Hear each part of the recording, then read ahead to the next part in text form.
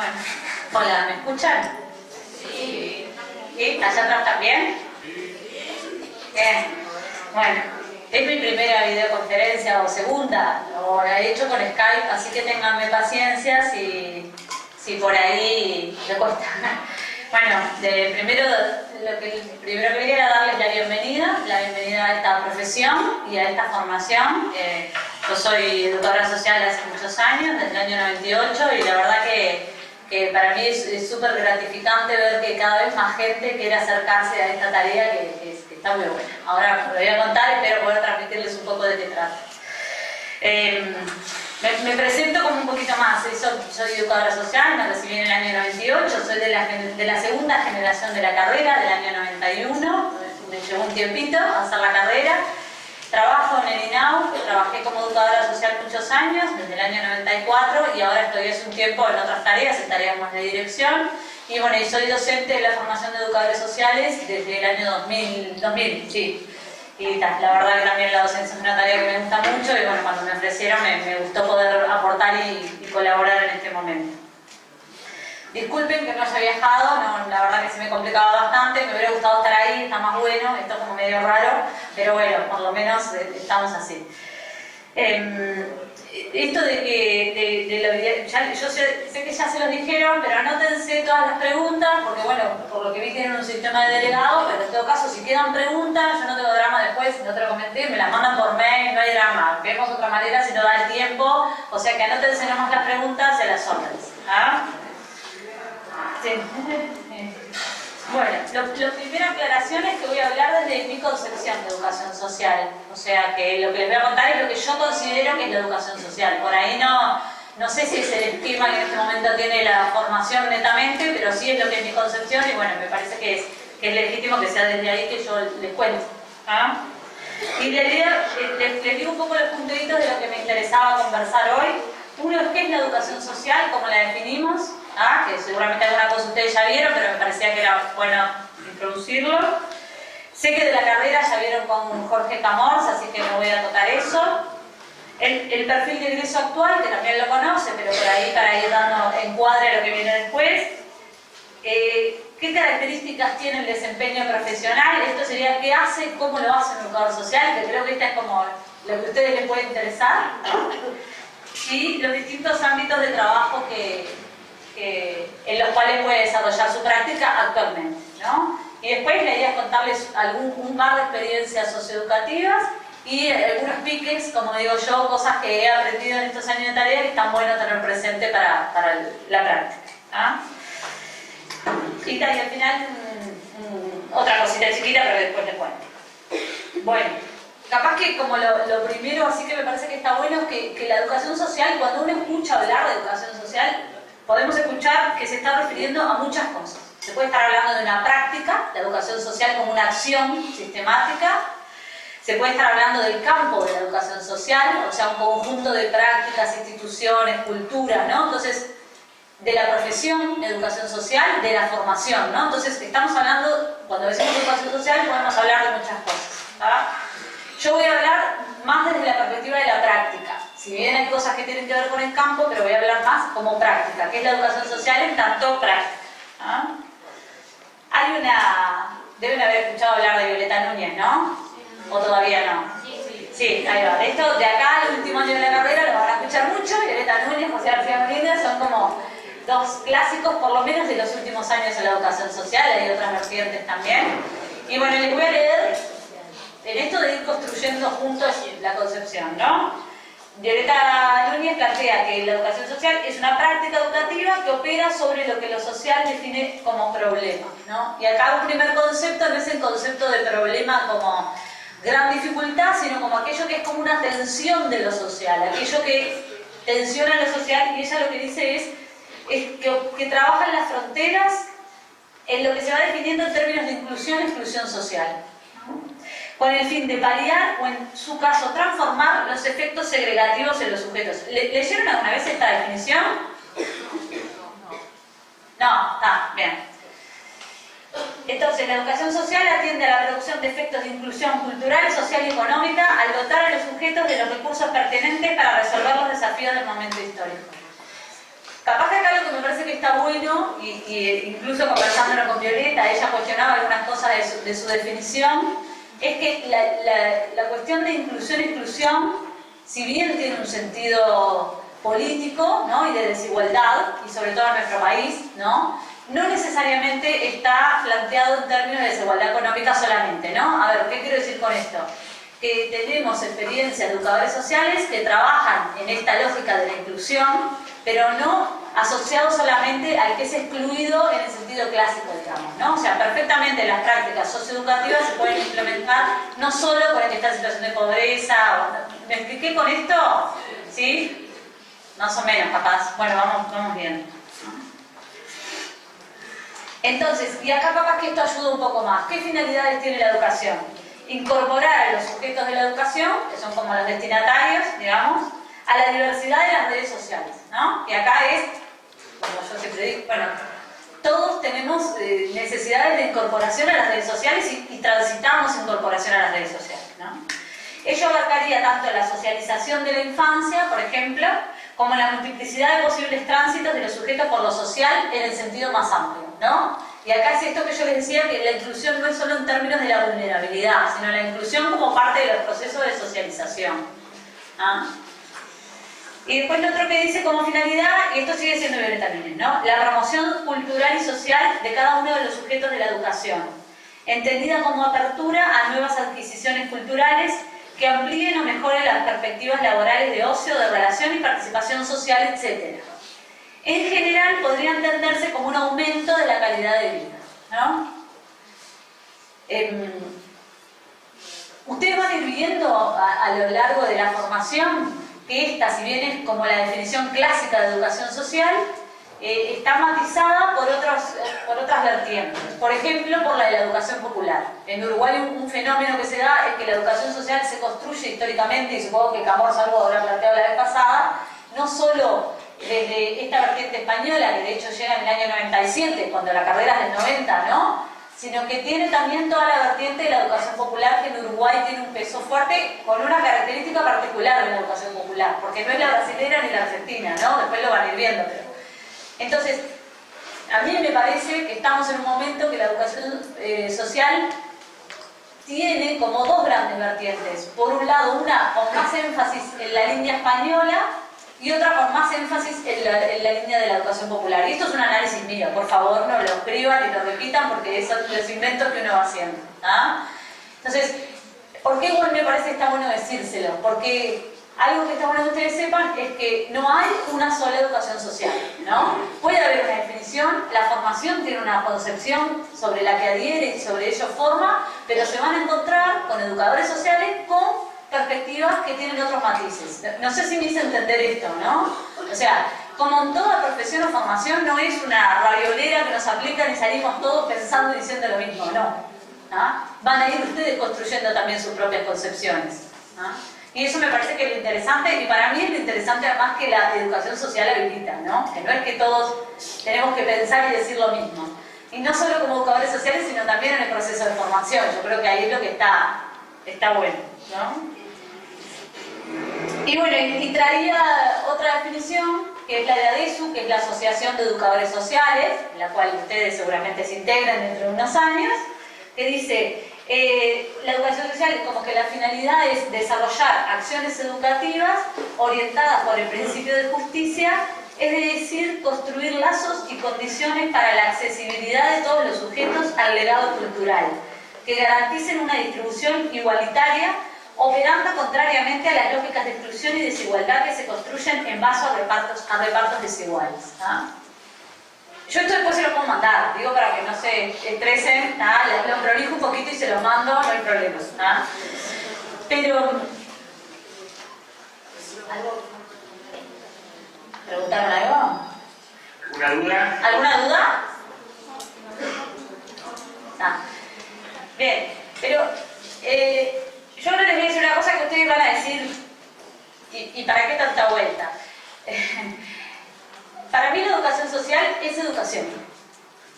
Tiene un apellido que tiene que ver con una historia, un contexto histórico y la necesidad de discriminarla de otro tipo de prácticas educativas. Pero es educación y tiene tanto valor como cualquier práctica educativa. tiene otras oportunidades y otras limitaciones, ¿no? Por ejemplo, algo que se dice mucho es que el educador social no tiene un programa, porque se dice currícula, pero eso me parece que no es del todo correcto, que no tiene un programa. Sí, es verdad, eso tiene riesgos, como por ejemplo que uno enseñe cualquier cosa, que no sea lo que al otro le puede interesar, por ejemplo, ¿no?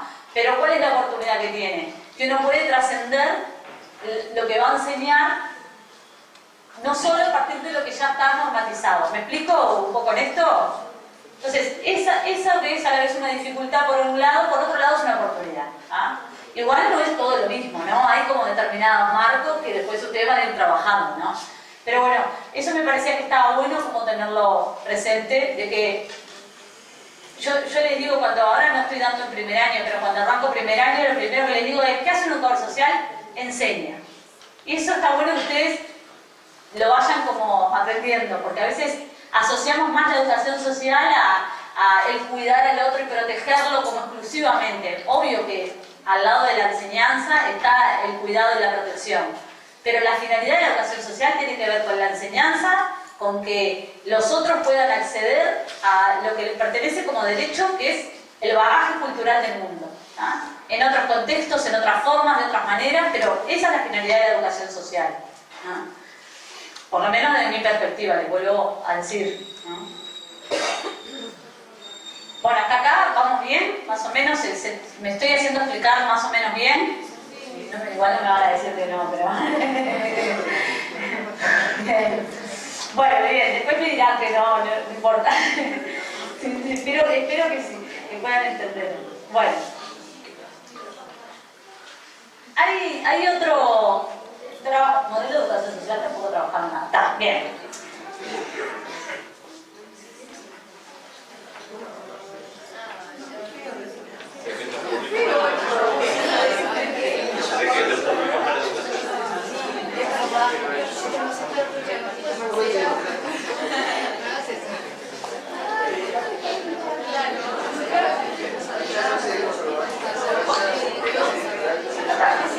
Bueno, volvimos, disculpen, acá Marcelo me da pique porque claro, yo tengo miedo de estar diciendo cosas que sean obvias para ustedes y él me está aclarando que ustedes no tuvieron ninguna específica, entonces muchas de estas cosas por ahí no las escucharon, entonces capaz que las conocen, pero todavía no tuvieron entonces. Bien. Bueno, algo que hace un tiempo y a partir de que se incorporó la perspectiva desde España, que Jorge les habrá contado, que tuvo que ver con el producto de una cooperación entre España y Uruguay en el año 97 y un poco antes, todavía arranca en el 93, algo que se incorpora es una noción que se llama la de modelo de educación social, ¿no? Modelo como una estructura, como un ordenador, ¿no? No como algo repetir y copiar, porque en realidad el modelo está compuesto como se habla de componentes que no tienen, que es un ordenador, eso, ¿no? Ahora cuando se los cuento un poco, ¿no? El modelo, que es un esquema que plantea Violeta Núñez, tiene 5 componentes, ¿no? Uno es el sujeto de la educación social, otro es el agente de la educación social, ahora yo lo desarrollo un poquito. Otros son los contenidos, la metodología y los marcos institucionales, ¿no? En esto que yo les decía de que las perspectivas conceptuales hacen, por ejemplo, Pablo Freire, que lo deben haber escuchado también, él plantea un modelo no de educación, de práctica educativa, que tiene algunas diferencias con esto. Digo solo como para que lo tengan. Yo no lo voy a introducir hoy, pero está bueno que sepan que en esto de modelo como ordenador para pensar las prácticas o la educación, hay diferentes perspectivas conceptuales que hacen que sean diferentes los modelos. ¿Ah? Solo para que lo tengan ahí presente. Entonces, estos 5 componentes, ¿cuáles son? Voy a dejar el de agente para lo último porque es el educador social y ese es el que voy a profundizar. ¿Ah? Entonces voy a arrancar por el sujeto de la educación social. El sujeto sería el destinatario, ¿no? El otro con el cual yo quiero generar determinados procesos educativos, ¿no? De enseñanza y de aprendizaje. ¿Ah? ¿Cuáles son habitualmente en este momento en el Uruguay? Es muy diverso. ¿Ah? La gran mayoría de los educadores sociales estamos trabajando en lo que son las políticas sociales y sobre todo las políticas sociales focalizadas. ¿Ah? Eso es lo real. Porque incluso en educación se trabaja en políticas focalizadas en educación. Es muy poca la experiencia que hay de educación que se trabaje en un liceo común, digamos, ¿no? Ahora después yo desarrollo más dónde trabajamos, pero esto. Generalmente los educadores sociales en el Uruguay estamos trabajando, la mayoría, en políticas sociales focalizadas. ¿Qué quiere decir esto? Que vamos a trabajar, y en este caso sí, pero es una cuestión histórica, no conceptual, vamos a trabajar generalmente con personas en situación de vulnerabilidad o de exclusión social o de pobreza, y ahí vamos a encontrar muchos paradigmas para plantear. Bien, esto es lo real en Uruguay. ¿Qué dice la educación social del sujeto? Que lo que no podemos hacer es tener un juicio previo del otro, que tenemos que intentar enseñar más allá de todas las características que pueda tener el otro. Porque la educación es un derecho, ¿no? Entonces, hay una frasecita de Rancière, que ustedes seguramente también lo trabajen más adelante, que dice así: es una cuestión política. Se trata de saber si un sistema de enseñanza tiene como presupuesto una desigualdad a reducir o una igualdad a verificar. Es un poco metafórico, ¿no? Porque que es un poco lo que yo entiendo que él quiere decir. Él quiere decir, a priori, todos, y hay una argentina que dice, las inteligencias son iguales, ¿no? O sea, todos tenemos las mismas posibilidades de aprendizaje, de inclusión, de apropiación de la cultura, y tenemos saberes también, ¿no? Entonces, el sujeto de la educación social, desde la educación social, es ese sujeto. Es un sujeto que no está vacío, ¿no? No es una esponja que absorbe, como tenemos esa idea a veces, el indio, la tabla rasa, como se dice, ¿no? No, es una persona que tiene conocimiento, que tiene un trayecto, que tiene una afectividad, que no está vacío, que no es algo que yo vengo, que yo sé y voy y le meto cosas adentro. ¿Me explico? Es un otro que tiene un montón de características que yo tengo la obligación de comprenderlas, conocerlas y hacerle una propuesta. Pero hay una voluntad de aprendizaje que está en el otro, en un punto. Nosotros no vamos a poder obligar el aprendizaje del otro, como yo no puedo obligarlos hoy, ni siquiera que me escuche. Voy a ver a alguno de ustedes que esté re distraído y ni se está enterando de lo que estoy diciendo, ¿no? En el acto educativo hay un punto que no es controlado. El desafío nuestro va a ser lograr que el otro tenga ganas, interés y se enganche con la propuesta que le hacemos, ¿no? Pero bueno, eso como grandes rasgos sobre el sujeto. Los contenidos es lo que vamos a enseñar.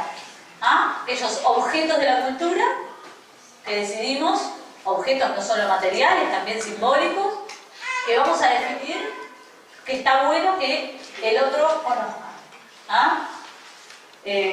Acá hay como un montón de desarrollos que no me voy a meter en profundidad, pero es importante que ustedes tengan presente que la forma en la que elijan qué se va a enseñar y lo que elijan enseñar, ahí estamos, la forma en la que elijan lo que se va a enseñar y lo que enseñen no es casual. O sea, cuando ustedes deciden enseñar una cosa y no otra, están haciendo una selección. Y es un proceso que tiene que ser consciente. Eso como un dato a tener presente. Después, la metodología es la forma en que van a enseñar, los cómo, ¿no? Y acá hay otras cosas, pero los marcos institucionales tienen que ver con el encargo, con lo que les va a pedir la institución que hagan. Acá está bueno que tengan presente que no siempre se les va a pedir que hagan una práctica educativa. Es bastante común que se le pida a un educador social.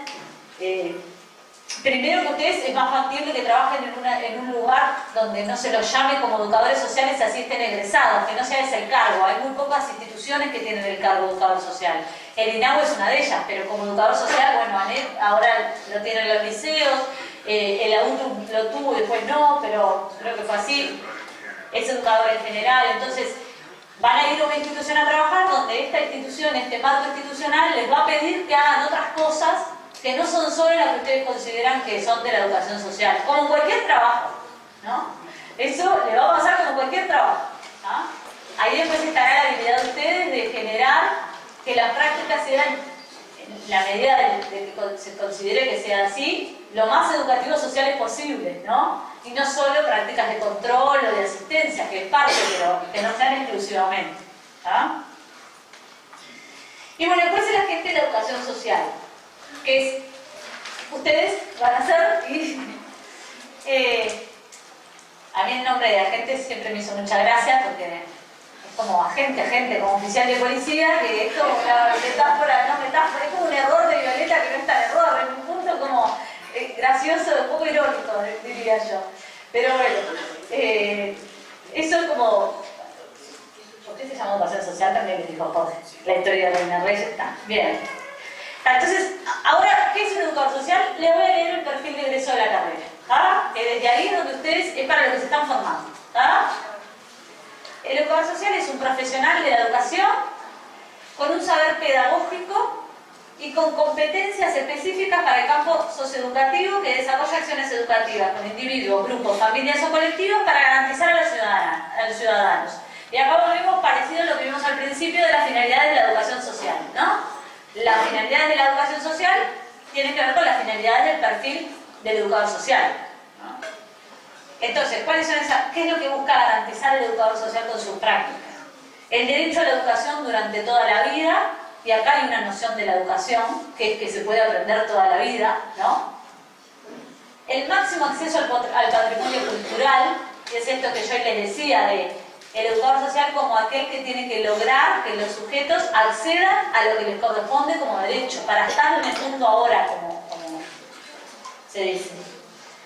Estrategias para el mejoramiento de la calidad de vida y herramientas para desarrollar la autonomía y el máximo de sus capacidades para una integración y participación social. Ven que acá está esta idea de sujeto autónomo, ¿no? No de sujeto vacío que yo deposito, sino sujeto por el cual construyo, ¿no? O sea, esto no es menor. ¿Y qué hace el educador social? Y acá tiene que ver con lo metodológico.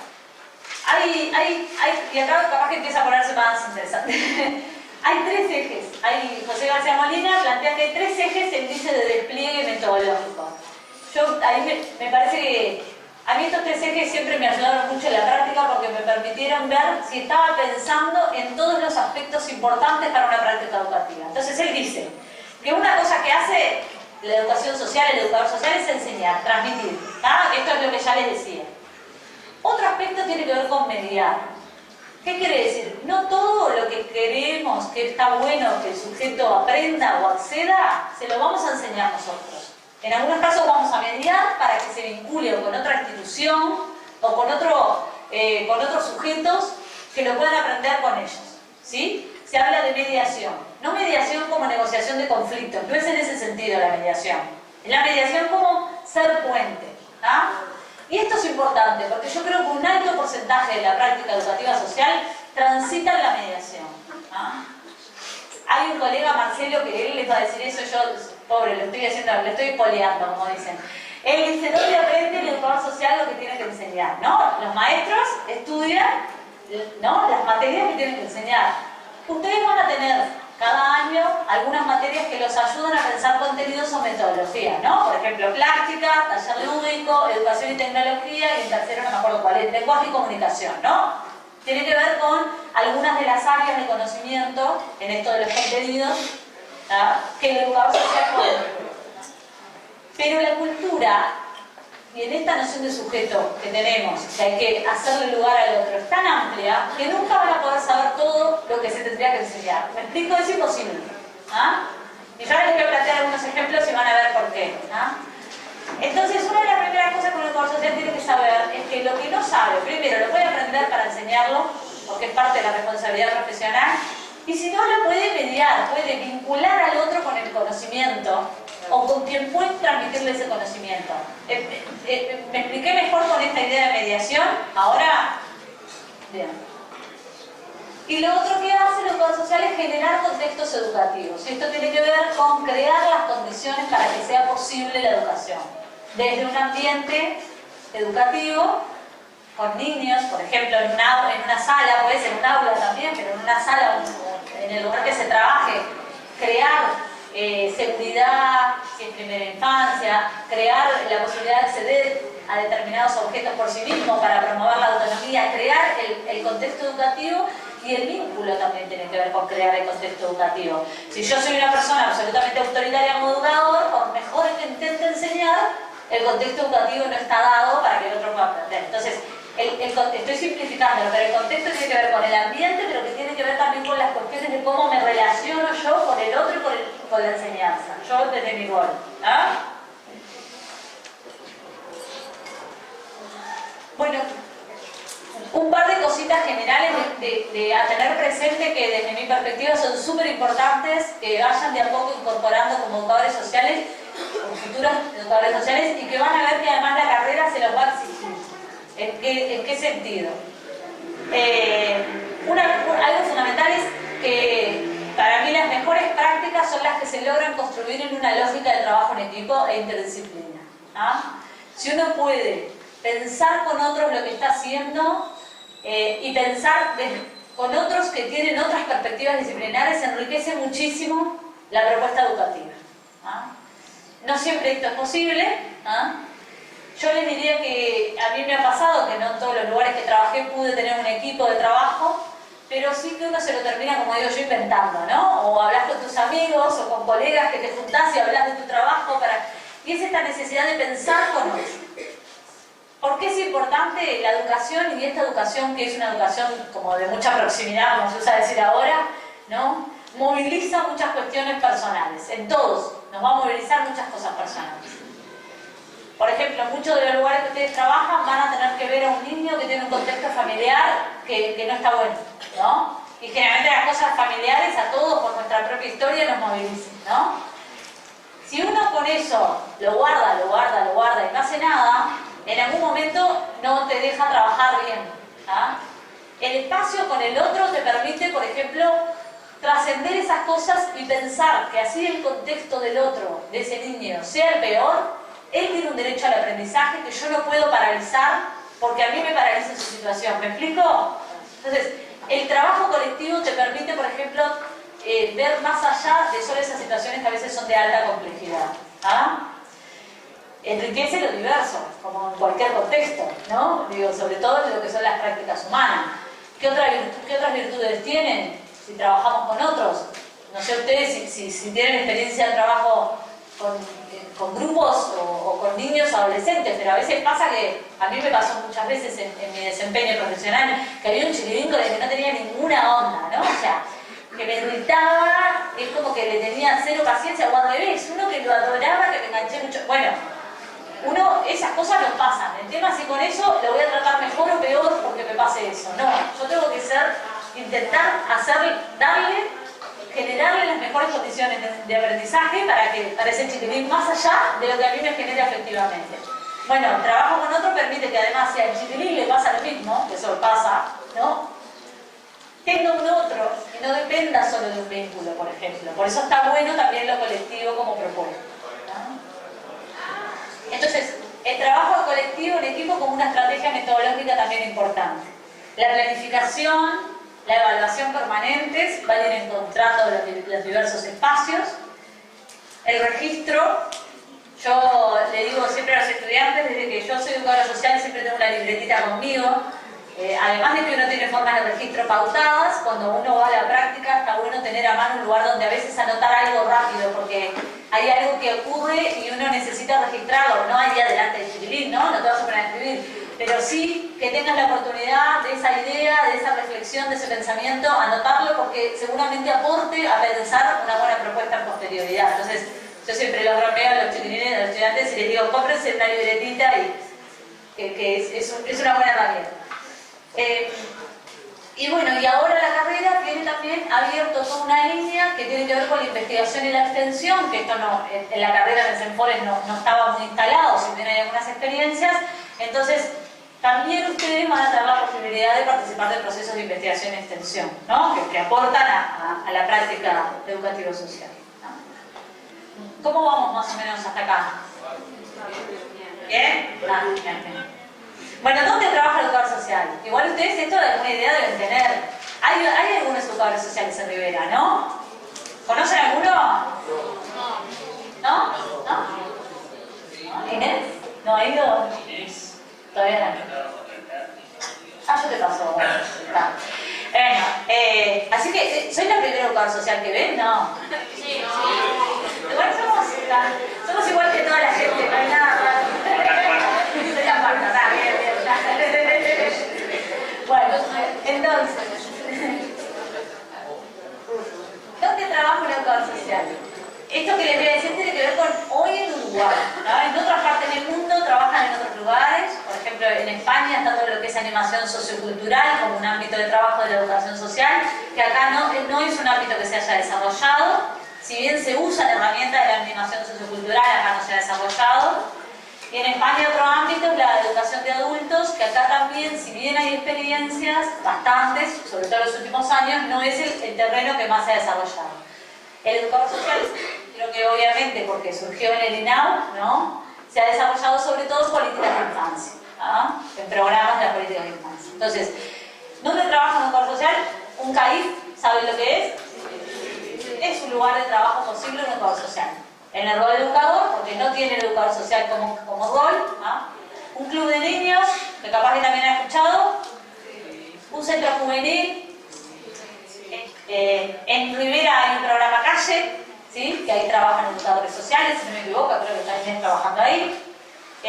Los hogares de INAU, que deben tener idea de qué son. Todos esos son ámbitos de trabajo del educador social. ¿Dónde más trabaja el educador social? En los centros de privación de libertad, y acá, por ejemplo, es donde hay un desarrollo bastante importante de trabajo con adultos. Acá en Montevideo se está haciendo práctica, no sé este año, pero se hace práctica en el CNR, ¿no? En un centro de privación de libertad de adultos se hace práctica de educación social y creo que contrataron educadores sociales incluso, ¿no? Ese es otro ámbito para trabajar. Hay algunas experiencias, por ejemplo en Maldonado se está trabajando y se contrató, se llamó educadores sociales para trabajar en el ámbito de la salud, en las policlínicas de primer nivel de atención, ¿no? Digo porque es como un ámbito raro.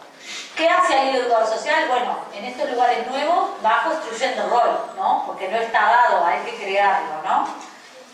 A veces lo que se le pide tiene mucho que ver con el apagar incendios, como decimos, ¿no? O sea, controle a los conflictivos, digamos, ¿no? Y en la educación formal esto nos pasa bastante. Yo bromeo, es como esto que se nos pide que seamos bomberos, digamos, ¿no? De apaguemos los incendios, que no. Esto después siempre es posible, esto que yo les decía, te piden que hagas algo y uno negocia o lo matiza, ¿no? Y le va poniendo una impronta más educativo-social y no solo la de apagar incendios. Hay también una trayectoria bastante importante de educadores sociales trabajando en lo que se llama las políticas de inclusión educativa, que son, por ejemplo, programas como aulas comunitarias, que capaz que escucharon alguna vez. ¿Sí? ¿Les suena? Creo que hay un aula en Maldonado, en Rivera, ¿no? Ahí sí, ahí está. En SECAP, por ejemplo, en áreas pedagógicas, hay varios programas que se llaman de inclusión educativa, que generalmente están destinados a adolescentes, sobre todo, que están desvinculados del sistema educativo o en riesgo de estarlo, y ahí es común, o se da, que muchas veces trabaja un educador social, ¿no?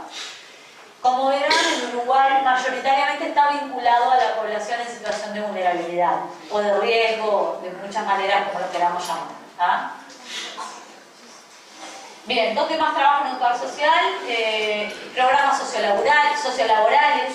Hay muchas experiencias de educadores sociales que también han trabajado, por ejemplo, en museos, en espacios o en lugares donde se trabaja a partir de la recreación en tiempo libre también, ¿sí?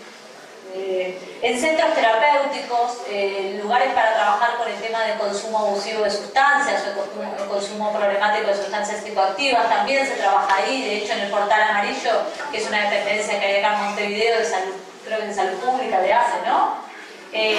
Ahí para educadores sociales. Entonces, como verán, es súper grande la posibilidad de trabajo. Llegan en un buen momento, hay mucha demanda de trabajo. Es común que un estudiante en segundo o tercer año de la carrera esté trabajando, sobre todo en departamentos donde no hay egresados, eso es algo que les va a pasar. Los salarios no son maravillosos, ¿verdad?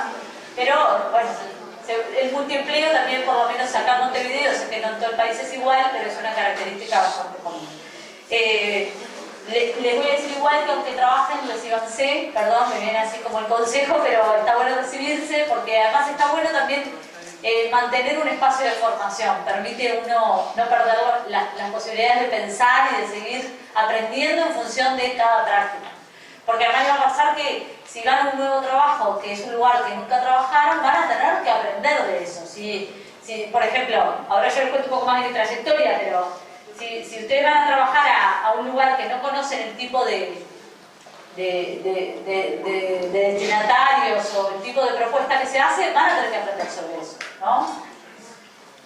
Yo, por ejemplo, cuando empecé a trabajar en el INAU en el año 94, entré en lo que es un centro recreativo que es muy parecido, ahora no existe más ese lugar, pero es muy parecido a un club de niños. O sea, es un lugar que los niños en edad escolar van en el horario opuesto al de la escuela, ¿no? Van de mañana al club de niños y de tarde a la escuela y otro grupo al revés, ¿no?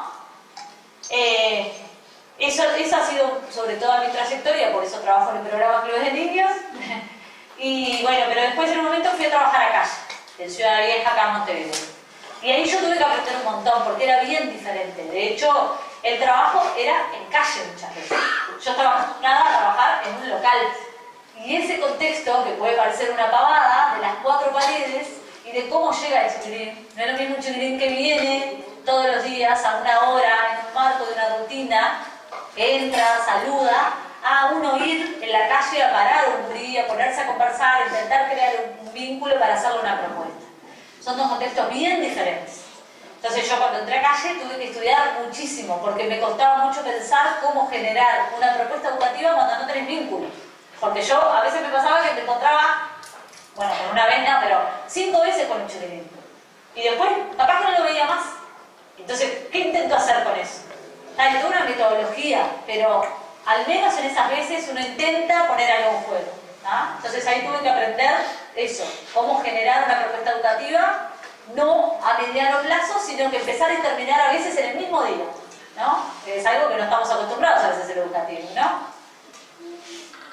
Entonces les voy a contar una propuesta educativa de calle que hicimos, así de ver más o menos qué es lo que yo creo que puede ser un educador social. Yo trabajé en la escuelita, se llama el lugar, la escuelita, del programa Calle de Montevideo. Trabajé desde el año 99 hasta el año 2006, un pedacito en el medio que no estuve, pero trabajé ese tiempo. Y en los últimos tiempos era referente, que es algo que es una forma de nombrar a quien es como responsable, ¿no?, del grupo de adolescentes. Se llamaba el grupo Luna Nueva. ¿Ah? Eran adolescentes más o menos, no tanto por edad, sino más por sus características, de entre 12 y 15, 16 años, del barrio, que habían sido alguna vez, que tenían algún tipo de experiencia de estar en situación de calle. Ya los habíamos trabajado en calle, ¿no? En calle primero trabajas en calle y después intentas hacer actividades en un local. Ellos ya estaban en la grupalidad del local, ya habíamos hecho ese puente, ¿no? Justamente. Entonces, estábamos por eso.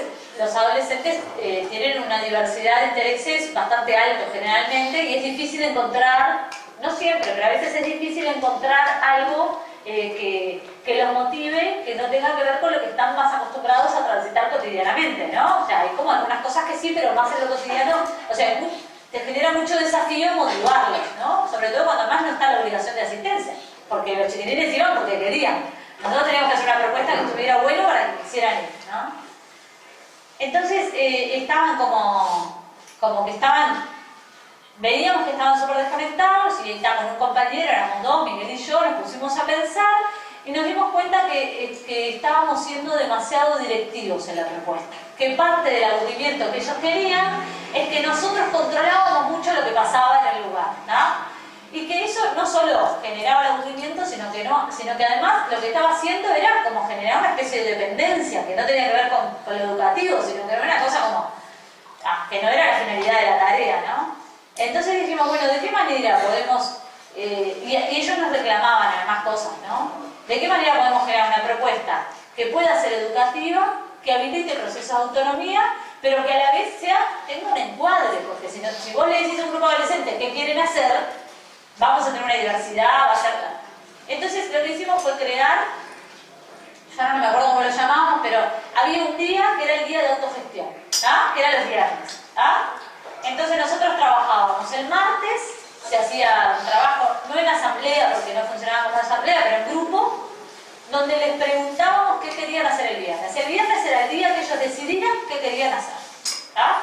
Pero no solo lo decidían y lo implementaban. ¿Ah? No solos, con nosotros. ¿Ah? No es tipo, la decisión estaba en ellos. Y también en ellos estaba trabajar con sus compañeros y ponerse de acuerdo. Porque porque no todos tenían los mismos intereses. Al principio fue, en realidad al principio no fue tan complicado al principio. Fue muy interesante porque cuando les dijimos qué quieren hacer, lo primero que surgió con mucha fuerza fue cocinar, ¿no? Que la verdad que es algo que a mí hasta ese momento nunca se me había ocurrido como educadora adolescente que iba a ser lo primero que iban a ver es cocinar. En el lugar que nosotros estábamos no había muchos insumos porque no solo se daba la leche, no se hacía almuerzo ni cena, entonces no teníamos muchos insumos. Y ellos dijeron empanadas de carne, me acuerdo clarito, cocinar empanadas de carne. Bueno, miramos con mis compañeros y dijimos, ¿qué hacemos? Porque no teníamos materiales, era o ponerlos nosotros, que tampoco era la idea, porque ellos tenían que autogestionarse, ¿no? Entonces, bueno, ahí una trajo, que además, por ejemplo, el saber de la cocina es un saber que es muy común encontrar, aunque uno se crea que no, en adolescentes, sobre todo los que se han hecho cargo de cuidado de hermanos, ¿no? Una trajo una receta de la masa, otra de la carne, qué ingredientes necesitan, y se empezaron a gestionar solos. Y ellos generaron toda una organización que yo les voy a decir la verdad, mi preconcepto fue que no iba a salir. Yo dije, tarde, votamos. El viernes fueron paradas. Todas las organizaciones que se repartieron, cada uno traer de la casa un poquito de cada ingrediente. Entonces uno traía una taza de harina, otro traía 100 gramos de carne. Y así, eran unos cuantos chiquititos. Yo la verdad que dije, muy interesante, porque el viernes todos trajeron todo, comimos empanadas hasta cansarnos, quedaron riquísimas, ¿no? ¿Y por qué les traigo esto? Esto viene una práctica que tiene que ver con mediación. ¿Hacia qué mediamos nosotros? Hacia la posibilidad de apropiarse de forma autónoma de la decisión de qué quieren hacer ellos colectivamente. ¿Qué les enseñamos nosotros ahí? Muy poca cosa. Lo que hicimos fue generar un contexto que permitiera a ellos ser protagonistas y definir cuestiones que a ellos les gustaban. Ese grupo terminó a fin de año yéndose en viaje creo que fuimos a Aguas Dulces, a una cabaña que la pagaron ellos, juntando plata con la comida que hacían y salían a vender. Y era un grupo en situación de calle, que tenían unas condiciones terribles, la mayoría de ellos, compartiendo a veces la cama porque no tenían dónde dormir cada uno con sus hermanos. Entonces, capaz que uno a priori ve un grupo de gurises en situación de calle, con dificultades de higiene, echados de todos los ámbitos educativos y dice, nunca lo van a lograr. Sin embargo, ese grupo tuvo el potencial de hacer eso y no tuvimos que hacer nosotros por ellos. Es esto que yo les decía de las inteligencias son iguales. Confiamos en eso y eso fue posible. Esto es mirar al sujeto desde otro lugar. Esto es una experiencia más de mediación y de contexto. Ahora les voy a contar una enseñanza. ¿Qué enseña un educador social? Es con el mismo grupo. En Ciudad Vieja pasa que los chiquilines de calle nosotros siempre usamos una metáfora que es como que, ahora hay mucho menos, pero que circulan como en paralelo. Vos si estás haciendo una recorrida en calle, que es una metodología de trabajo, vos vas a ver un chiquilín en calle y es como que lo ajeno a la dinámica de Ciudad Vieja. Son como si fueran dos mundos en paralelo a la vez, que estuvieran conviviendo. Es muy raro, pero no interactúa, por ejemplo, con el personal más del mundo financiero, no interactúa, salvo a veces cuando hay necesidad, pero nunca va a haber un vínculo, ni un saludo, ni nada. Como si fueran dos mundos que cada tanto, ¿no? Y pasaba que para ellos la Ciudad Vieja era como algo que no tenía una gran valoración, salvo algunas cosas, ¿no? Entonces nosotros dijimos, bueno, ¿cómo hacemos para que la Ciudad Vieja y sus calles deje de ser ese mundo que yo asocio sobre todo a mis estrategias de sobrevivencia, ¿no? Y descubrimos con mi compañero que abajo de Ciudad Vieja hay un montón de túneles de la época de la colonia, de cuando la Ciudad Vieja estaba cerrada por la muralla, que servían para cuando tuvo uno de los sitios para salir a buscar la comida en los barcos que lo dejaban del lado de ellos, ¿no? Entonces, o para salir afuera de la muralla. O sea, abajo de Ciudad Vieja hay un montón de túneles. Hay uno que todavía se puede ir a ver la entrada, que está ahí en la iglesia que está en Cerrito y Zavala, creo que es, o Alzheimer, ¿no? Ahí hay una entrada, un túnel abajo de la iglesia, no sé si es público todavía, pero bueno. Y encontramos un mapa de Ciudad Vieja que mostraba los túneles. Pero era muy difícil ver dónde era ahora. Bueno, estudiamos mucho con mi compañero para poder aprender cómo era esa galería de túneles, el significado que tenían, anécdotas, y armamos todo un proceso de enseñanza donde a partir de ver desde arriba, pero sabiendo que abajo estaba el túnel y fuimos a ver las diferentes salidas y eso, y anécdotas de la historia, terminamos trabajando cuestiones de la esclavitud, ellos terminaron haciendo, por ejemplo, algunos niveles de reflexión sobre cómo algunos trabajos, como por ejemplo los de empresas de limpieza, tienen características de esclavitud, porque trabajan 8 horas parados, no se les permite, ¿no? Entonces, a partir de un proceso de enseñanza específico de una característica del lugar donde vivían, aprendieron otras cosas que fueron parte de sus intereses y a la vez, yo creo, pudieron ver su ámbito de vida de una manera diferente, ¿no? Que fuera un lugar más amigable y no solo aquel lugar en el cual yo desarrollo mis estrategias de sobrevivencia, ¿no? Eso es un lugar social, ¿no? ¿Dónde se aprende eso? No, lo tuvimos que aprender, ¿no? Si a priori yo sé que es algo para enseñar, la historia es un contenido muy importante en la educación, sin duda. Conocer de dónde venimos cada uno, de dónde viene el lugar donde vivimos, ¿no? Nuestro país, el mundo. Conocer la historia permite también pensar el presente, sin ninguna duda. Es uno de los contenidos, yo creo que de la educación, uno de los contenidos, uno entre muchos, ¿no? Muy interesantes. Entonces, sí, trabajar con la historia es importante, no siempre. Pero no está en ningún lugar escrito que eso haya que hacerlo. O sea, que ustedes van a tener que poder escuchar a los otros con los que trabajan, en sentido amplio, no solo la palabra, sino las señales que dan, y definir qué es lo que pueden poner en juego en esa práctica educativa. No sé, ahora capaz que yo en realidad después tenía algo para leerles, pero capaz que ya es medio tarde. Sí. Capaz que no sé, en realidad, antes de las preguntas... ¿Sí? Bueno, yo les leo una cosita entonces. Ahora me dirán si entendieron algo. Por favor díganme, porque a mí esto me cuesta mucho, de que no hay retorno, a mí me cuesta mucho. Así que díganme, aunque sea una mentira piadosa, pero algo de sí entendimos alguna cosa. ¿Está? Yo no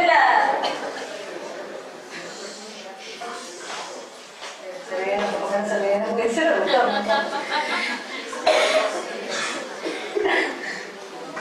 A mí me cuesta mucho esto, pero bueno, lo voy aprendiendo. Yo en las clases arranco hace tiempo con algo que se llama momento de la cultura, ¿no? En esto de también hacernos cargo de la cultura de los autores sociales, ¿no? Entonces es un momento, 5 minutos, cada día al empezar la clase, lo hacemos por orden de lista, que cada uno de los estudiantes, arranco yo el primer día y después traen algo para compartir de la cultura. Cualquier cosa, no tiene por qué tener que ver con la educación, un objeto de la cultura. Y la condición es que expliquen por qué lo traen, nada más. ¿Ah? ¿Para cuál es la intencionalidad? Sensibilizarnos en cuanto a cuántas cosas todos sabemos, conocemos y somos capaces de enseñar, transmitir y poner en juego, ¿no? Y empezar a mirar la cultura más allá de lo que estamos acostumbrados a diario. Entonces yo hoy les voy a transmitir mi momento de la cultura, que es el que a mí me gusta cuando empiezo las clases, ¿tá? Y les voy a leer 3 pedacitos de Tiago de Melo, que es un poeta brasilero, que es un libro que se llama Los Estatutos del Hombre, que lo tradujo Pablo Neruda, que es un libro que tiene para mí un significado bien interesante, entre otras cosas porque me lo regalaron cuando me fui de la escuelita, me regalaron este libro. Entonces son 20 los estatutos que él dice, yo les voy a leer 3 nada más para no ser muy aburridora, pero que está bien. Y uno tiene que ver con la belleza, porque a mí me parece que la educación es un acto que tiene mucho que ver con el arte y con la belleza. La belleza en sentido amplio, no en términos solo estéticos de lo que culturalmente es lindo, digamos. La belleza es en sentido amplio. Entonces dice, sí, es poesía, acuérdense, porque es muy metafórico, ¿no? Dice así, artículo 2. Queda decretado que todos los días de la semana, inclusive los martes más grises, tienen derecho a convertirse en mañanas de domingo. Artículo 7. Por decreto irrevocable queda establecido el reinado permanente de la justicia y de la claridad, y la alegría será una bandera generosa para siempre desplegada en el alma del pueblo. Artículo 4. Queda decretado que el hombre no precisará nunca más dudar del hombre, que el hombre confiará en el hombre como la palmera confía en el viento, como el viento confía en el aire, como el aire confía en el campo azul del cielo. El hombre confiará en el hombre como un niño confía en otro niño. Y a mí me gusta porque cuando ustedes enseñan, lo van a hacer con una intención. Esta es mi intención, es ver el mundo, o intentar que el mundo tenga más que ver con la belleza, con la igualdad, con la posibilidad de encontrarse con el otro. Ustedes van a encontrar su intención también, pero la tienen que buscar. No es solo ir por ir, sino que algo van a ir a buscar con eso que quieren hacer. Entonces, eso creo que es la invitación más linda que puede darle la educación social. ¿Está? Bien. Bueno.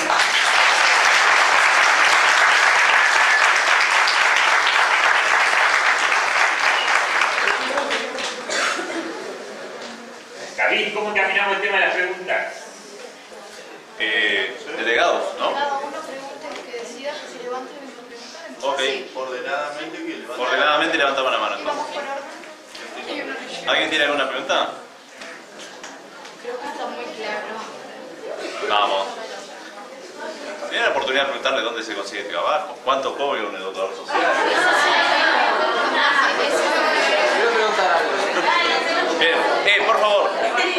Chicos, mientras prende el micrófono solo uno puede hablar, porque si no se escucha todos al mismo tiempo. Bien. Aló. No, no. Hola. Hola. Mi pregunta es con respecto al tema laboral. Tú nombraste varios lugares específicos en donde el educador social puede realizar su trabajo.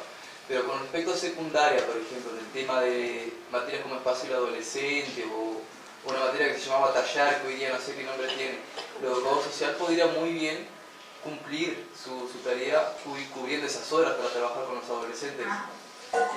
Sí. Sí, de hecho en espacio adolescente, la otra materia no la conozco, pero en espacio adolescente hay, por lo menos acá en Montevideo, hay muchas experiencias de educadores sociales trabajando, no como educadores sociales, porque el cargo en ese momento no estaba. Ahora espacio adolescente creo que no existe más, que ahora se llama diferente, ¿no? Pero sí hay muchos educadores sociales que transitaron prácticas educativos sociales en espacio adolescente, sí. Bien. Yo tengo otra pregunta también.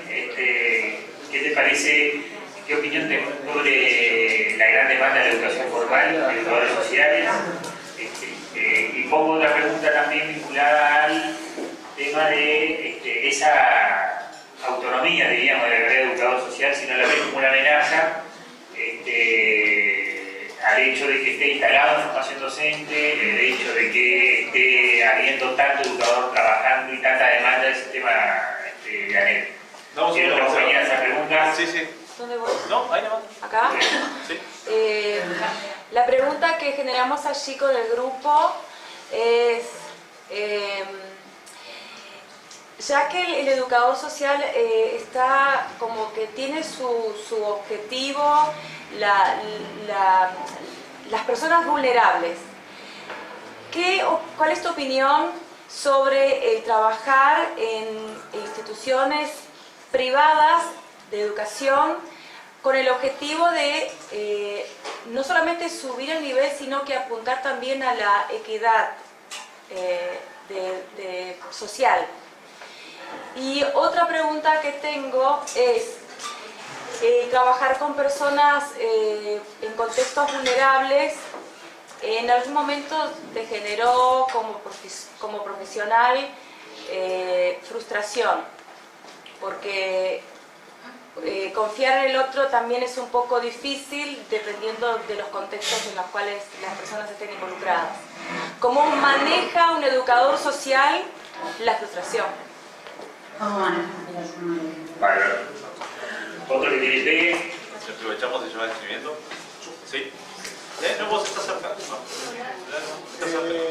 Sí, mi pregunta básicamente era por algo que hablaste. Que No lo veo. ¿Podés enfocarlo bien? Sí, cómo no. Ahí está. ahí estamos enfocando. Que hablaste sobre que el educador social no trabaja solamente, es decir, con adolescentes o niños o lo que fuera en situación crítica. Es decir, a mí no me quedó bien por el tema siguiente, es decir, ahí te referías a que puede trabajar, por ejemplo, con algún niño con discapacidad, o se hablaba de situación económica. Bien. ¿Alguna otra?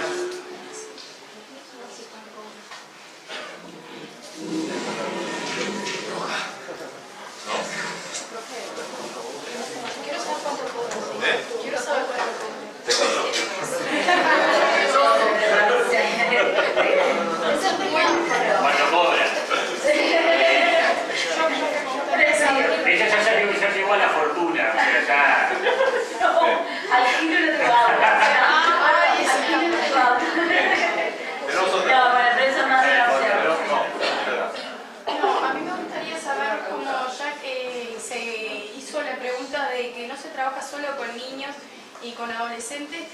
El tema de trabajar con adultos mayores, con ancianos, con personas ya en una etapa de abandono, muchas veces de la familia, que los llevan a los asilos y eso, es una parte que a mí me llama mucho la atención y es mi curiosidad.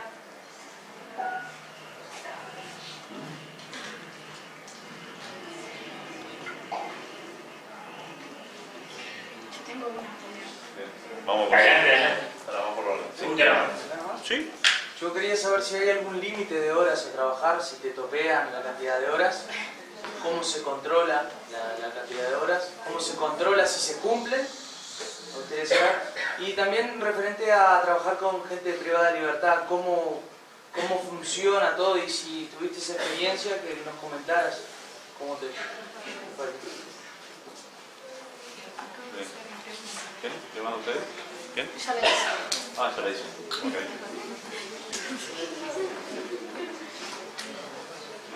Perfecto.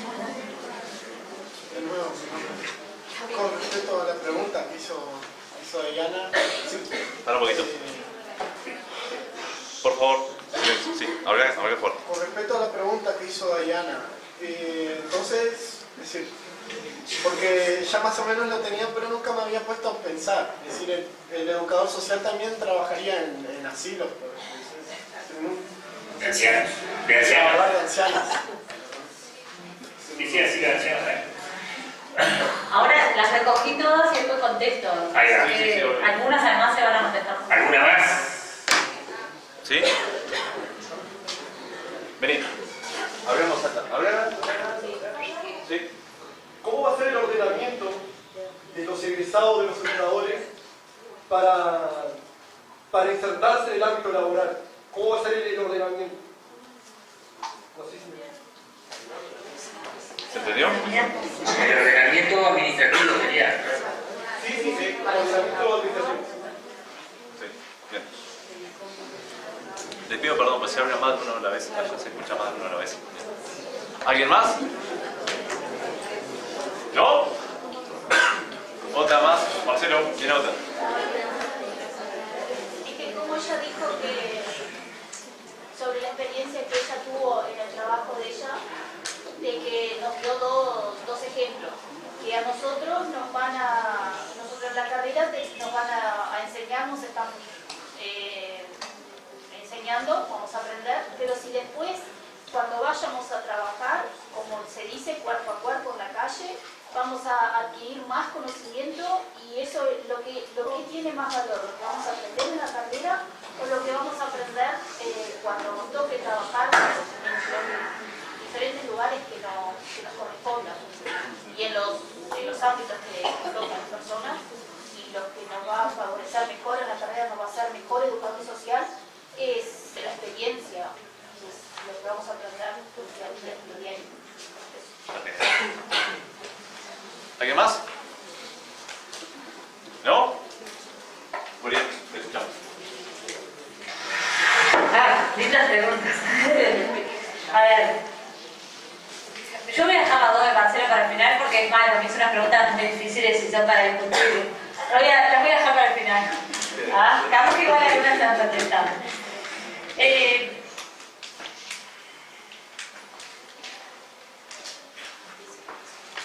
Alguien preguntaba si era posible pensar en trabajar en instituciones privadas de la educación, ¿no? En un colegio privado, un centro educativo privado. También lo mismo, capaz que acá entra la que tú preguntabas del trabajo en asilos de ancianos o en residenciales. La educación social, donde tiene la mayor experiencia, es en el trabajo con niños y adolescentes, porque en realidad la carrera arranca en el 90 y todavía no terminó, o sea, tiene a esta altura 25 años, 26 años, donde su gran desarrollo conceptual ha sido en la infancia y la adolescencia. Si nosotros buscamos, que es un trabajo que algún día habría que hacer, todas las producciones que tienen que ver con la educación social en Uruguay, el 90% son en la infancia y adolescencia. Entonces, todos estos otros campos, sí hay experiencias de colegas que han trabajado. Capaz que lo que no hay es una oferta educativa de base en la educación social que los prepare para eso. Capaz que son los campos que más desafío les va a generar. En el caso de los institutos privados de educación, bueno, no, pública, privada, hay algo educativo que ocurre, digo, y podrá ser, supongamos, si fuera la materia espacio adolescente en un liceo privado, ahí no cambia porque sea público o privado, cambian las condiciones de trabajo u otras cuestiones, pero no necesariamente la propuesta educativa. Entonces, en ese sentido, pero lo que es, por ejemplo, tercera edad, hay alguna experiencia específica, puntual, sobre todo en centros diurnos, más que en residenciales, pero es un área que no hay desarrollo conceptual. Entonces, el que vaya a trabajar ahí tiene que formarse mucho en qué implica trabajar con un adulto mayor, una persona que viene en un momento de la vida muy particular y un montón de cosas. Yo, es un tema que no conozco ni cerca.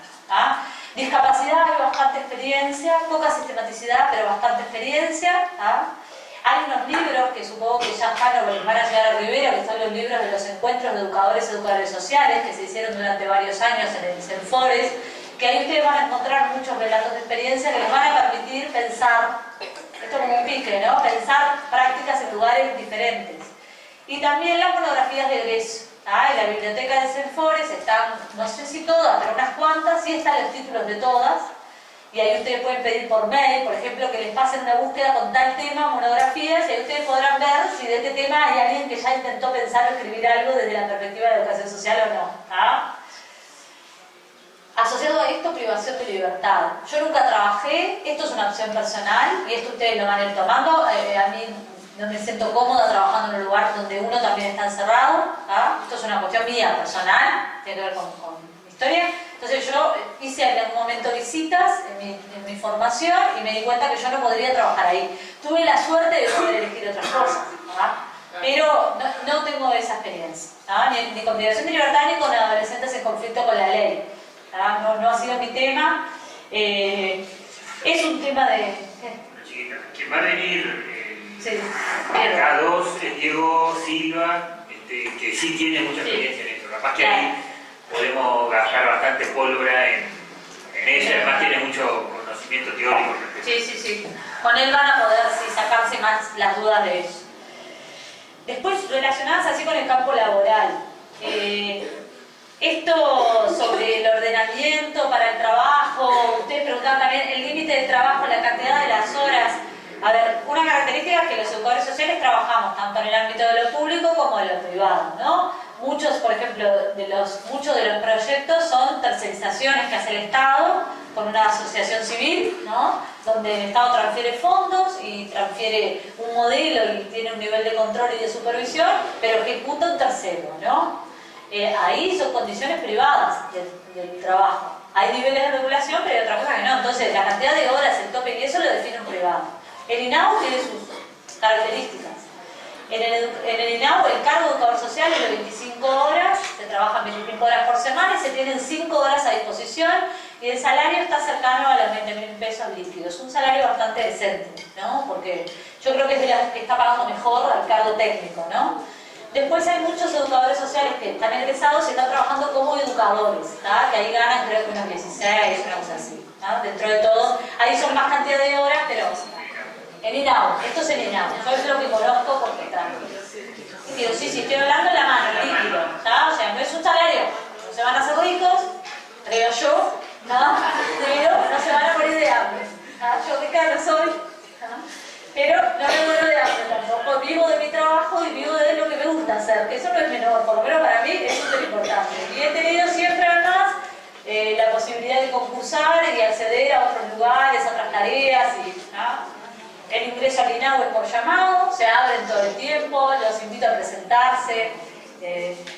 También, después todo lo que es en educación pública también es por llamado, o sea, se van a tener que presentar y ahí generalmente en ambos lugares generalmente se eligen los cargos por orden de prelación, ¿no? Como cualquier llamado público. El primero elige primero, el segundo no, o sea que creo que ustedes preguntaban algo del ordenamiento. Yo sé que en ANEP después hay ordenamientos que tienen que ver con la antigüedad y otros puntajes y ahí yo no tengo ni idea, eso capaz que Marcelo les puede contar un poco más. Es sencillo, es como cualquier profesor maestro. Claro. Ustedes primero concursan, se hace la lista de aspirantes, los que eligen por esa orden de prelación. En el año siguiente, los que tuvieron actividad eligen primero, inclusive los que eligieron y actuaron, mejor dicho, ¿no? Los que el otro orden, que automáticamente se genera una segunda lista en ese segundo año de trabajo. Y después están las rondas, ¿no? Se elige hasta 20 horas, después rondas sucesivas, dependiendo de la cantidad de gente que haya. Y el tope es 60 horas, no importa de dónde. No importa de dónde. Si es en la administración pública, tope 60. Pero si vos trabajás en una ONG, podés tener 60 horas en ANET y en Trinau y podés tener otras horas en la institución privada. No es recomendable para nadie tener más de 60 horas. No, y en realidad legalmente tampoco es posible, lo que pasa es que no se controla. Está topeado pero no se controla. Lo real es que se controla dentro del Estado pero no con los privados. Hay tres preguntas que son más de la formación que las dejo para el final y hoy preguntaban el tema de la frustración. Sí, es un trabajo que tiene, uno de los grandes aprendizajes es manejar los niveles de frustración. Por varias cuestiones. Primero porque la educación no lo puede todo. Entonces ustedes pueden llevar adelante la mejor práctica educativa, pero las condiciones de vida de una persona que no son buenas pueden no transformarse. Las condiciones materiales de vida. Por ejemplo, si vive en una casa que no tiene agua caliente, que no tiene luz, que pasa frío, que eso le afecta a sus condiciones educativas, sí, eso la educación no lo transforma. Podrá darle al sujeto herramientas para que en un futuro se inserte en un contexto laboral, sí, pero en ese momento esas condiciones de vida la educación no las cambia. Las cambian otras prácticas, y muchas veces estos proyectos tienen otras herramientas más asistenciales, ¿no? Y en este momento en el Uruguay tenemos muchas políticas de asistencia, ¿no? Buenas, malas, más o menos suficientes, pero hay más que en otra época tal vez. Entonces, si ustedes podrán mediar, vincular al sujeto con que acceda a esas políticas que son su derecho.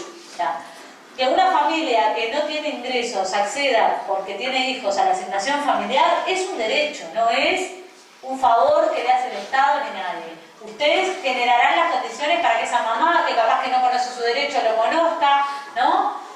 Y acceda a su derecho que le va a generar algún nivel mínimo de bienestar, mínimo, no sé si de bienestar, pero ahora es muy frustrante. Es frustrante porque uno también tiene que creerse un poco que la educación cambia el mundo, pero en realidad, yo perdón, así les pincho mal, la educación no cambia el mundo, ayuda, es necesaria para que el mundo cambie, pero sola no lo cambia. Pero uno se lo tiene que creer un poco, porque si no te lo crees un poco, a veces es difícil llevar situaciones de alta complejidad. Entonces, es frustrante, sí, el trabajo colectivo es fundamental para uno salir de esa frustración y que no te empantane. ¿Por qué tenés que salir? Porque si vos te estás frustrado, bárbaro, pero la situación la tiene el otro, y vos con la frustración, ¿qué haces? Nada. Al otro, nada. O sea, es como que yo, esto a lo bestia, ¿no? Pero como que uno no tiene derecho a quedarse en la frustración. Porque, claro, yo lo que tengo es que ver si tengo estrategias, ¿no? Y si no las tengo yo, tengo que ayudar al otro a que se vincule con quien las puede tener. Pero quedarme en la frustración, ahora lo van a sentir. Eso más como lo que tiene que ver con las condiciones de vulnerabilidad. También van a sentir frustración por el acto educativo. O sea, van a venir, voy a contar mi primer día de trabajo y se van a reír mucho. Tenía 23 años y yo entré a trabajar en un proyecto que empezaba hace poquillo, hace unos añitos, no, hace mucho tiempo, hace casi la mitad de mi vida, tengo 45 años. Y entré a trabajar en ese lugar centro recreativo. Yo tuve la suerte que entré a un proyecto que se estaba armando. Entonces yo, en mi primer mes de trabajo o la primera semana de trabajo, con el equipo armamos el proyecto, todo bien. Y venía el primer día. Hicimos las inscripciones de los chiquilines, todo venía el primer día. Habíamos conseguido cosas de todos lados. Año 94, fíjense que había que conseguir muchas cosas donadas. Ahora hay muchos más recursos, pero en aquel momento está. Y una de las cosas que habíamos conseguido era un montón de latitas de Coca-Cola, ¿no? Y a mí se me ocurrió armar una torre de latitas de Coca-Cola para después armar cosas con los niños, ¿no? Entraron los niños que no conocíamos, que no nos conocíamos, era un salón súper grande y arrancaron y empezaba a tirar las latitas para todos lados. Toda mi propuesta de juego, yo estaba así, de dura, ¿no? Aguanté la toma, seguí. Ese día salí y me senté en la esquina a llorar, honestamente. Me senté a llorar y dije, no sirvo para esto, que no sé qué, que no sé cuánto, después hablé con alguien, no sé qué.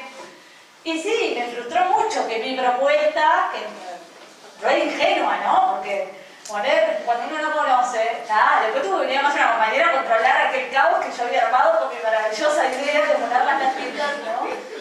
Y me pasó un montón de veces meter la pata y de frustrarme y de ir con una idea y llegar con una idea que encontrás que vos, sino eso, por eso es escuchar, ¿no? Tenés que adaptarte. Y lo que hay que después aprendes es que no es que te frustrás, porque cuando vos pensás en términos de frustración, pensás mucho en tu proyecto. Si vos le hiciste lugar al otro y pudiste trascender tu idea, en realidad eso es una buena práctica educativa. No te quedaste solo en tu deseo, pudiste hacer lugar a lo que el otro necesita. Entonces, es frustrante que uno a veces se mata preparando algo, no sé qué, y no sale, sí, pero a la vez es habilitante si pudiste escuchar al otro y hacer otra cosa que capaz que para el otro es más significativo. Entonces, en el aspecto de la frustración por la vulnerabilidad, sí, y en el aspecto de la frustración por la tarea, bueno, hay que aprender como eso, a que la frustración tiene la cara de lo nuevo también, ¿no? A veces uno viene muy encasilladito y la policía te dice, mamá, arriba, no era esto, ¿no? Que es perdida, ¿no? Y hay que escuchar. ¿Ah? Las de la carrera, ¿qué me sirvió más? La experiencia, la formación, las dos cosas. Yo empecé a trabajar cuando estaba en segundo año de la carrera, ya llegó Laura. Estaba en segundo año de la carrera. Y yo estaba haciendo la práctica en un hogar de niños, que fue una práctica muy dura, y a la vez empecé a trabajar en este lugar con las latitas que volaban y eso, y ahí para mí fue un momento súper significativo, me transformó la formación de estar trabajando, resignifiqué muchas de las cosas que estaba aprendiendo en función de lo que era mi práctica. También yo lo que me di cuenta es que yo aprendí a trabajar como educadora social después de 5 años de estar en tarea. Me llevó mucho tiempo encontrar el rol. Ahora es más fácil, porque ustedes se van a ir encontrando con otros que... Yo no tuve docentes educadores sociales, ni uno. Construimos a golpe, ensayo y error. ¿Ah? Sí tuvimos mucha gente que tenía mucha experticia en la práctica educativa social, pero ni uno. ¿Ah? Y construir, es decir, el día que dije, hoy hice educación social, fue mucho tiempo después de estar trabajando. ¿Ah? A ver, capaz que la estaba haciendo hacia pila y nunca me di cuenta, pero el día que yo me sentí como satisfecha profesionalmente, que le había enfocado, digamos, me llevó un tiempo importante. Es una profesión que requiere paciencia, en todas sus dimensiones. ¿Ah? El tiempo, darse el tiempo, ustedes, al otro, eso es súper importante. Hay momentos que hay que actuar, que uno no puede decir, ay, voy a pensar, a ver qué pasa, ¿no? Porque pasan cosas que hay que responder. Pero en la medida de lo posible, darse los tiempos es súper importante. Bueno, ¿qué opinión tengo sobre la gran demanda de la educación formal y la educación social? Esto es Marcelo que... A ver, para mí no es... cuando la carrera empieza a evaluar, o algunos colectivos de la carrera empiezan a evaluar que era necesario salir de Senfores, en realidad el primer ámbito que se planteó fue la universidad. Yo no sé si esto les comentó Jorge, está bien. Bueno, ¿no fue vos? No. Ah, ahí va. El primer ámbito fue la universidad nos dijo que no. ¿Ah? Siempre fue desde la aspiración de tener carácter universitario por todo lo que implicaba de tener investigación, extensión y las cuestiones más de cogestión. ¿Ah? Y además el título de licenciatura habilitante para estudios de posgrado. Ahora se puede, yo de hecho hago una maestría y no tengo licenciatura. O sea, ahora los estudios de posgrado en Uruguay se abrieron mucho a las carreras terciarias en general, que eso está muy bueno. ¿Ah? Y doctorado también, incluso internacionales. Marcelo está haciendo un doctorado en Santa Fe, digo, es muy común que los egresados de los educadores sociales que quieran puedan acceder a estudios de posgrado. Y bueno, y la universidad no quiso, y en realidad esto fue como una alternativa. Fue muy compleja la inserción, creo que ahora se ha ido dando mucho mejor y de hecho las ampliaciones hacen, pero yo creo que sí hay un algo no del todo dicho pero esperado de que el educador social resuelva los problemas de la educación. ¿Ah? Los problemas que se supone que tiene la educación formal, ¿no? Yo no es un lugar complejo, porque es algo que no es un educador social el que tiene que resolver los problemas de la educación formal. Podrá dar elementos a aportar para generar mejores prácticas en un liceo, en una escuela, pero hay una cosa que tiene que ver con que el maestro, el profesor, el director, el tallerista tiene que pensar las prácticas. Yo creo que la educación social tiene que pensar algo sobre cómo está poniendo en juego algunas cosas porque hay cosas que no están ocurriendo del todo. Yo igual le tengo mucho más confianza a la educación formal que lo que se dice habitualmente. Yo no sé si hay una crisis de la educación, capaz que hay una crisis de lo que esperamos de la educación, pero hay una educación diferente, que tiene problemas, pero que son problemas sociales, ¿no? No son solo de la educación. O sea, que los gurises lleguen y no puedan terminar tercero en un alto porcentaje, bueno, ese cuello de botella que se subió hace unos años el acepto, ¿no? O sea, hay algo que es más proceso histórico, que tiene que ver con que Obvio, hay un montón de gurises que han tenido en el liceo que ahora van, pero ahí la institución no está lista, ¿no? Clases de 40, sin bancos, o sea, no es solo la práctica educativa, también hay algo bueno, las condiciones, ¿no? Entonces sí me parece que la demanda tiene que ver con que la educación formal necesita o piensa que el educador social de alguna manera puede resolver sus problemas. Ese es un lugar peligroso, digamos. Hay que cuidarse de no quedar en eso si trabajan en el contexto de educación formal, pero tampoco podés decir que no del todo, porque si no te dicen para qué viniste, ¿no? Hay que generar ahí espacios como de conciliación, de negociación y de oportunidad, ¿no? De bueno, vos me pedís esto, yo quiero hacer esto, busquemos acá, ¿no? Yo siempre digo que el educador social hay como un círculo que es lo que te pide la institución, un círculo que es el rol que te enseña de la carrera, y vos lo que haces es lo del medio. Y a veces lo que tenés que hacer es esa intersección, estirarlo un poquito. Si lográs estirarlo un poquito, ¿ah? Maravilloso. Si haces un poquito más de rol, ¿ah? Maravilloso. Estás ayudando a construir el rol en esa institución. ¿Ah? Y lo de la autonomía de la decisión de la práctica, eso me preguntabas como amenaza. No, si lo veo como una amenaza el hecho que esté instalada, pero está básicamente... Es eso, está, bien, está. Cabé tiene más preguntas, yo no tengo drama. No sé si alguna pregunta más, una aclaración, alguna repregunta.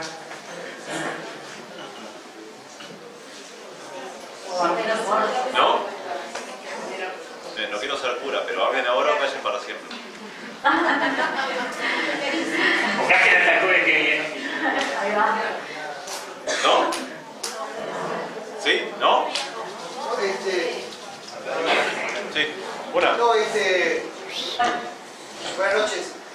Más que una pregunta es, en general, por lo menos las personas que estábamos acá, de agradecer por el tiempo que tú nos dedicaste y cada una de las explicaciones y aclaraciones que no sirvieron de mucho y nos van a servir de mucho seguramente. Fueron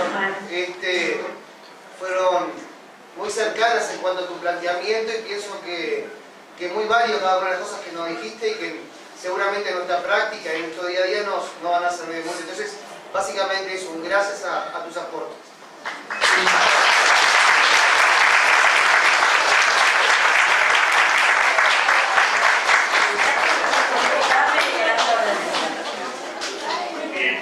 Bueno, hasta el jueves que viene en el mismo canal. Chao.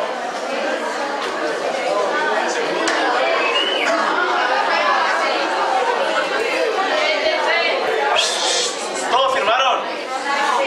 Manda una hoja circulando. Bien. Lunes o martes subimos esto a la página.